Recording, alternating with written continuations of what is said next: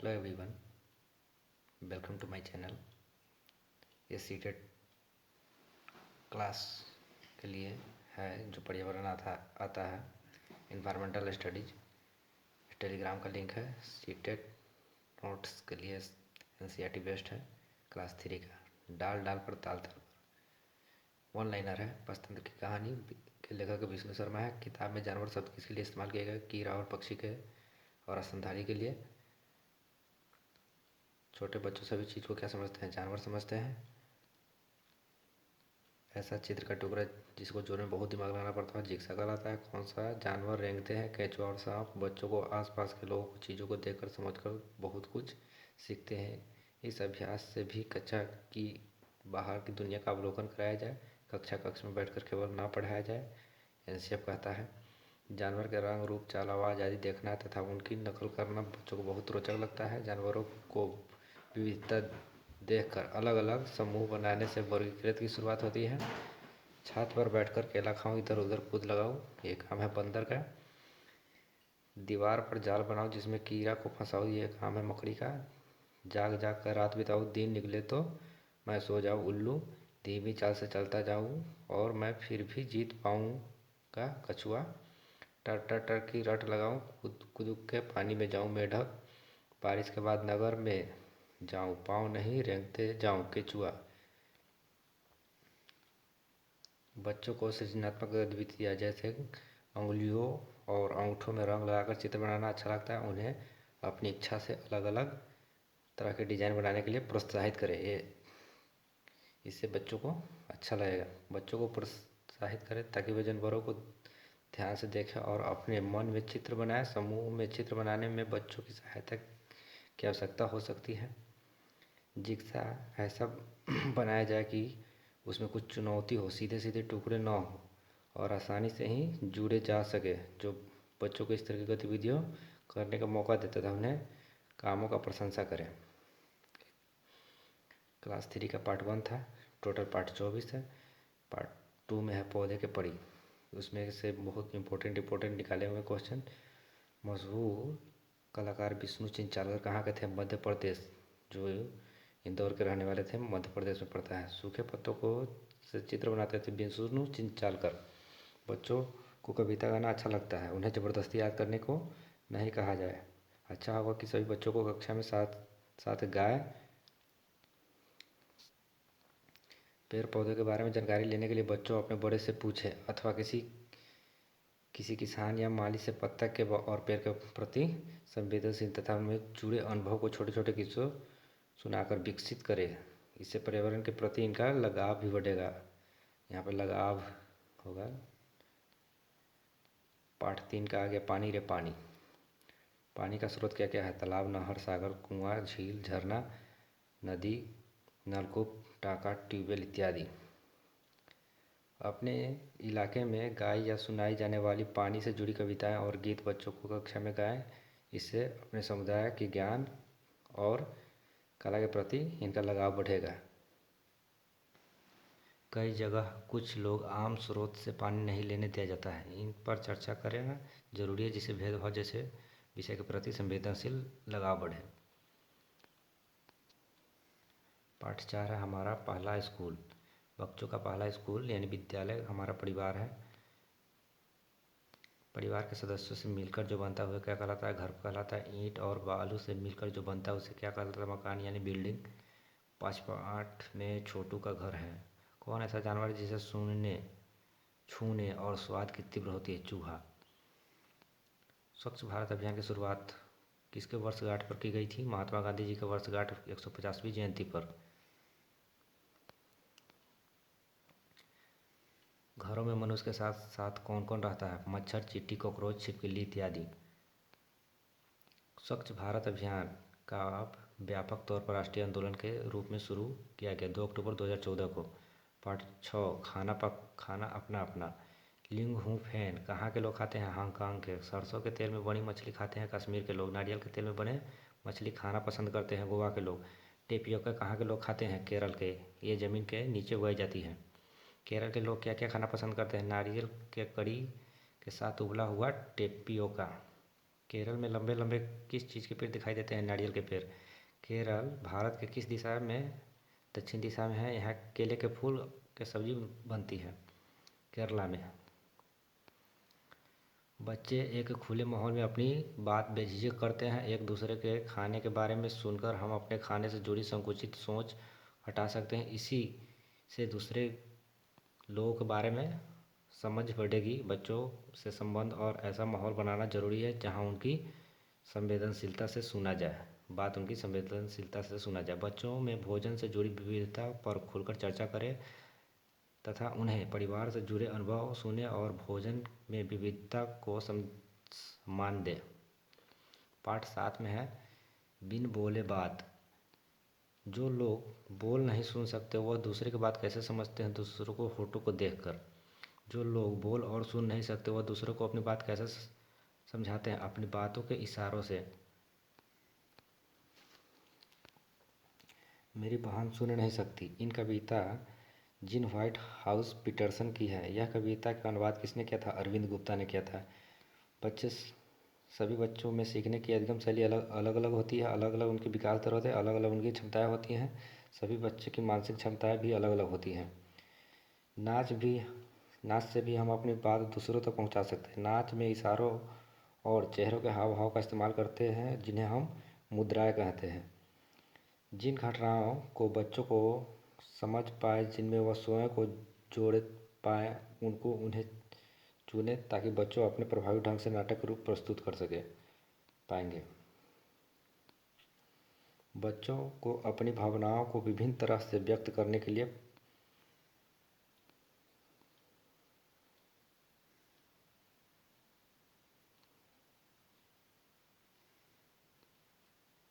पंख फैलाए उड़ते जाए।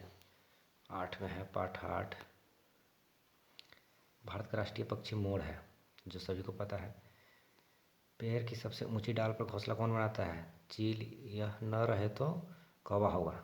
देखिए आप लोग ईवीएस का क्वेश्चन जब आएगा, चील अगर नहीं दिया रहेगा ऑप्शन में तो आप लोग कौवा डालिएगा। कौवा की घोंसला किस चीज़ के बने होते हैं? लोहे के तार और लकड़ी के शाखाएं से। फाख्ता अपना घोंसला कहाँ बनाता है? कैक्टस और कांटों के बीच या मेहंदी के मड में। मरे हुए जानवर जीव जंतु कौन खाता है? गिद्ध खाता है। कठफोरवा क्या खाता है? पेड़ के तने में छिपे कीड़े को। कौन से पक्षी जो टुक टुक करता है? कठफोरवा। कौन ऐसा पक्षी है जो गर्दन अपनी काफ़ी हद तक पीछे घुमा सकता है? उल्लू। 360 डिग्री, यहाँ डिग्री होना चाहिए। अच्छा लिखा हुआ है, कोई बात नहीं। कौन ऐसा पक्षी है जो झटके से अपने गर्दन को पीछे करता है? मैना। पक्षी के यह बहुत इंपॉर्टेंट है, ये क्वेश्चन जो बहुत इंपॉर्टेंट है, काफ़ी इंपॉर्टेंट है इस वाला।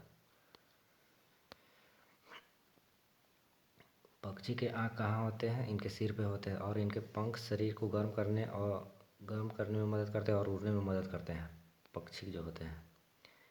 बच्चों में पक्षियों में रुचि बढ़ाने के लिए बच्चों को चुपचाप बैठकर पक्षी को देखें तथा उन्हें अवलोकनों को नोट करना सीखें तथा कक्ष में सभी को बात प्रेरित करें। बच्चों इससे सृजनात्मकता की विकास होगा।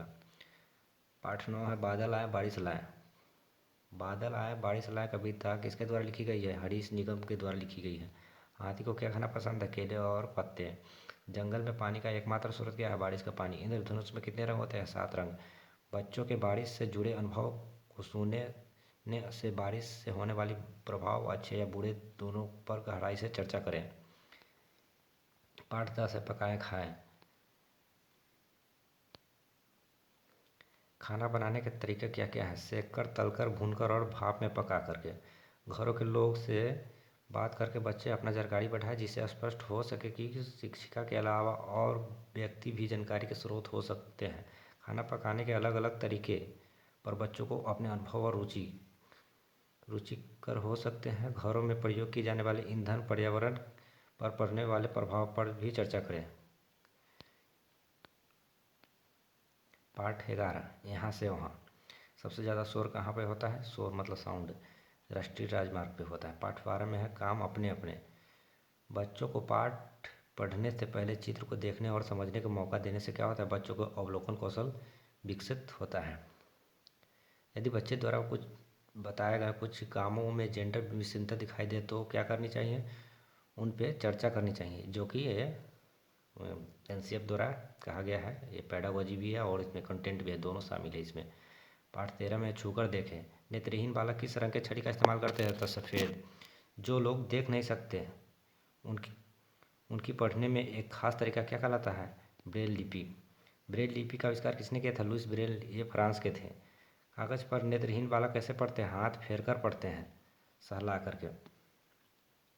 ब्रेल लिपि कितने बिंदु पर आधारित होते हैं? 6 बिंदु पर आधारित है। ब्रेल लिपि एक मोटे कागज़ पर नुकीले और बिंदु से बनाकर लिखा जाता है, औजार से बिंदु से बनाकर लिखा जाता है। कहानियों में बच्चों रुचि लेते हैं तथा कहानी के पात्रों की मदद से संवेदनशील पैदा की जा सकती है। पाठ 14 कहाँ से आया किसने पकाया? रूढ़िबद्धता धारणा जैसे लड़का लड़की में भेदभाव पर चर्चा संवेदनशीलता से होनी चाहिए, ताकि बच्चों उन पर सवाल तो कर सके और किसी की भावनाओं को ठेस भी न पहुँचे। बच्चों के परिवेश में दिखाई दवाई के रूप में प्रयोग किए जाने वाले पेड़ पौधे की पहचान व उनका उपयोग पर प्रारंभिक ज्ञान को परख और समझ का मौका देगा। आंवला में कौन सा विटामिन पाया जाता है? Vitamin C. और गाजर में विटामिन ए। आलू में सबसे ज़्यादा मात्रा में पाया जाता है कार्बोहाइड्रेट। पाठ 15 आओ बनाए बर्तन। शुरू में बनाए गए बर्तन किस प्रकार के होते थे? पत्थर और मिट्टी के। पत्थर के बर्तन हाथों से खोदकर या कुरेदकर और मिट्टी के बर्तन गूंथकर हाथों से बनाए जाते थे। मिट्टी के बर्तन को मजबूत बनाने के लिए क्या करते थे? आग में पकाते थे। पाठ 16 है खेल खेल में। स्टापू, पिट्टू, अष्टा चंग पे स्थानीय खेल के नाम हैं। कबड्डी में कितने खिलाड़ी होते हैं? 7। पाठ 17 चिट्ठी आई है। पुराने ज़माने में के बारे में पता करने का एक महत्वपूर्ण स्रोत बुजुर्ग है। यह समझने से बच्चों बुजुर्ग से बात करने के लिए प्रेरित होंगे। बच्चों को सृजनात्मक विचारों को प्रस्तुत, चित्रित व व्यक्तित करने दें। पाठ 18 ऐसे भी होते हैं घर। दिल्ली में ऊंचा ऊंचा मकान होते हैं, ये एनसीईआरटी कहता है। असम के घर किस चीज़ के बनाए जाते हैं? मजबूत बांस के खंभों पर। यहाँ बारिश बहुत होती है, इसलिए यहाँ के घर बांस के खंभों पर बनाए जाते हैं तथा यहाँ के घर के अंदर लकड़ी के ही बने होते हैं। A for Assam, B for बांस, AB। ट्रिक याद कर लीजिएगा। मनाली कैसा इलाका है? पहाड़ी इलाका है। यहाँ बारिश बहुत होती है। यहाँ के घर पत्थर और लकड़ी के होते हैं। यहाँ ज़्यादा ठंड हो जाती है तो यहाँ के लोग अपने अपने घर के छत पर धूप में बैठते हैं। राजस्थान में बहुत कम बारिश होती है और खूब गर्मी पड़ती है। राजस्थान के घर किस चीज़ के बने होते हैं? मिट्टी के मोटे मोटे दीवारें होती हैं और इसके ऊपर कटीली झाड़ियाँ रखी होती हैं। मिट्टी के दीवार को गोबर और मिट्टी से लीपकर सुंदर बनाया जाता है ताकि इसमें कीड़ा न लगे, ये एनसीईआरटी कहता है। घर के प्रकार शिकारे कहाँ होते हैं? श्रीनगर में। हाउस बोट श्रीनगर और केरल में है। बर्फ़ के घर को क्या कहते हैं? इग्लू। हाउस बोट कहाँ पाया जाता है? डल झील के किनारे। कश्मीर में इलायची और बादाम डालकर चाय बनाते हैं, उसे क्या कहते हैं? कहवा।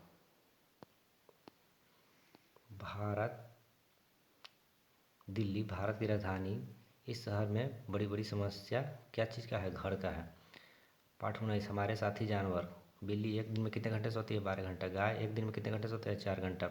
प्याऊ क्या है? पक्षियों के पानी पीने के लिए बर्तन है। बच्चों में यह चर्चा की जा सकती है कि पशु पक्षी को छूने का अर्थ उन्हें प्यार से सहलाना है, न कि उसे सताना है। बच्चों में ये चर्चा कर सकते हैं। हम जानवर को पालते हैं तथा उनकी देखभाल भी करते हैं। यह संबंध समझने से बच्चों को और उनके परिवेश के जीवों की आपसी निकटता समझने में आसानी होती है। जानवरों की भावनाओं के बारे में चर्चा करने से बच्चों जानवर के प्रति संवेदनशील हो सकते हैं। पाठ 20 है बूंद बूंद से। बज्जू गांव कहाँ है? राजस्थान में। बारिश के पानी को संरक्षण करने के लिए राजस्थान में क्या बनाया जाता है? टांका। पानी का उपयोग हाथ मुंह धोना, कपड़ा धोना, फल धोना, सब्जी धोना, पौधे में डालना, पोंछना, शौचालय में डालना, सभी जगह होता है। पाठ 21 है तरह तरह के परिवार। चेन्नई किसकी राजधानी है? तमिलनाडु की। चेन्नई की राजधानी। मुंबई किसकी राजधानी है? महाराष्ट्र की। परिवार कितने प्रकार के होते हैं? 2 प्रकार के। देखिए एनसीए भी बोल रहे हैं 2 प्रकार के। एनसीए बोल रहे हैं 2 प्रकार, एकल परिवार और संयुक्त परिवार। एनसीईआरटी बोल रहे हैं। पाठ 22 है दायां बायां। हमें हमेशा अपनी बाईं तरफ चलना चाहिए। सड़क पार करते समय बायां दायां देख कर ही पार करना चाहिए। पाठ 23 है कपड़ा सज्जा कैसे। हमें गर्मियों के समय अपने शरीर पर सूती वस्त्र होनी चाहिए कि इसे गर्मी से बचाव करता है। पाठ 24 में है जीवन का जाल। अजगर सांप एक दिन में कितने घंटे सोता है? 18 घंटा। ये एनसीईआरटी। गिलहरी का दांत हमेशा बढ़ता रहता है। देख लीजिए गिलहरी का दांत हमेशा बढ़ता रहता है। ये एनसीईआरटी। सूर्य की रोशनी धरती पर पहुंचने में 8 मिनट 16 सेकंड का समय लेता है। ठीक है। पेड़ पौधे से हमें क्या मिलता है? ऑक्सीजन मिलता है। पक्षी के आँख सिर पर होती है। गाय एक दिन में 4 घंटा सोते हैं। याद कर लीजिए 4 घंटे, 14 घंटे नहीं। 14 गलत हो जाएंगे। चूहा और सांप किसान का मित्र माना जाता है। ये एनसीईआरटी बोल रहे हैं। ये कुछ नहीं, ये गलत है। आप लोग लाइक कर दीजिएगा, सब्सक्राइब कर दीजिएगा और शेयर कर दीजिएगा। वीडियो कैसा लगा आप लोग बता दीजिएगा। धन्यवाद।